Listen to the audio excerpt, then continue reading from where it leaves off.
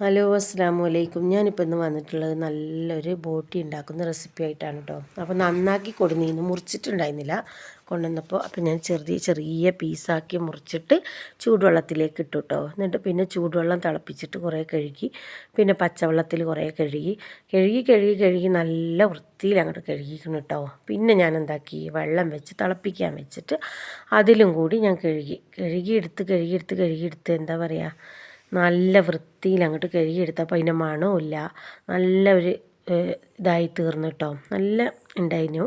അങ്ങനെ പിന്നെ അതിലേക്ക് മസാലകളൊക്കെ ഇട്ട് കഴുകി കുട്ടിയില്ലാതെ എന്താ പറയുക, കുളിപ്പിച്ച് കുട്ടിയില്ലാതാക്കുക എന്ന് പറഞ്ഞ പോലെ കഴുകി ഞാനത് ഇല്ലാതാക്കി. എന്നിട്ട് പിന്നെ അതിലേക്ക് മല്ലിപ്പൊടി, മഞ്ഞൾപ്പൊടി, കുരുമുളക് പൊടി, ഗരം മസാല എല്ലാം കൂടി ഇട്ടിട്ട് നല്ലോണം ഒന്ന് കുഴച്ചിട്ട് കുക്കറിലേക്ക് വെച്ചു കേട്ടോ.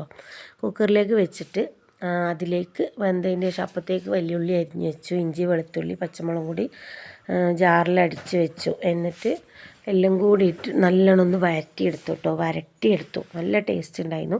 അപ്പോൾ കുറച്ച് ദോശൻ്റെ മാവ് ഫ്രിഡ്ജിലിരിക്കുന്നുണ്ടായിരുന്നു, അതും എടുത്തിട്ട് അവർക്ക് മക്കൾക്ക് ദോശയും ചുട്ടു. നല്ല ചൂട് ഫ്രൈ ആയ ബോട്ടി എടുത്തിട്ട് കൊടുത്തു. നല്ല സൂപ്പറാണ്. എൻ്റെ വീഡിയോ കാണുന്നതോടൊപ്പം എല്ലാവരും ഒന്ന് സബ്സ്ക്രൈബും കൂടി ചെയ്യണേ പ്ലീസ്. എല്ലാവരും സബ്സ്ക്രൈബ് ചെയ്യണം കേട്ടോ.